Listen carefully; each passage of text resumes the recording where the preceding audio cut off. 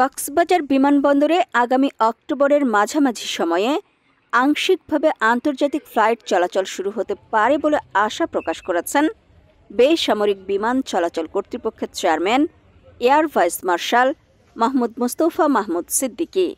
রবিবার দুপুরে কক্সবাজার বিমানবন্দর পরিদর্শন শেষে একথা জানান তিনি।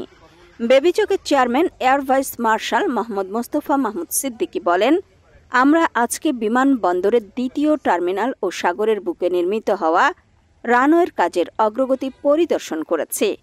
তাতে মনে হয়েছে আগামী অক্টোবরের মাঝামাঝি সময়ে আংশিকভাবে কক্সবাজার বিমানবন্দর থেকে আন্তর্জাতিক ফ্লাইট পরিচালনা করা সম্ভব হবে।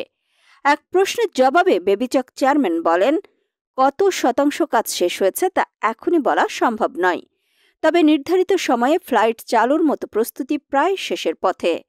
পরিদর্শনকালে কক্সবাজার বিমানবন্দরের প্রকল্প পরিচালক মোহাম্মদ ইউনুস ভূঁইয়া, বিমানবন্দরের ব্যবস্থাপক গোলাম মোর্তজা হাসান সহ অন্যান্য কর্মকর্তারা উপস্থিত ছিলেন। আমরা সিভিল এভিয়েশন হেডকোয়ার্টার থেকে একটা বড় টিম এসেছি এখানে কাজের অগ্রগতি দেখার জন্য।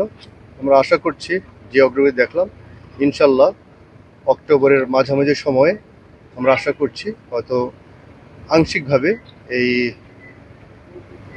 এয়ারপোর্টটি আন্তর্জাতিক ফ্লাইট পরিচালনা করার জন্য আংশিকভাবে রেডি থাকবে এবং আমাদের সমস্ত চেষ্টা আছে যত কষ্ট হোক, যত কাজের ব্যস্ত থাকুক, আমরা সেটা বাস্তবায়ন করার জন্য যা করা সবই করব।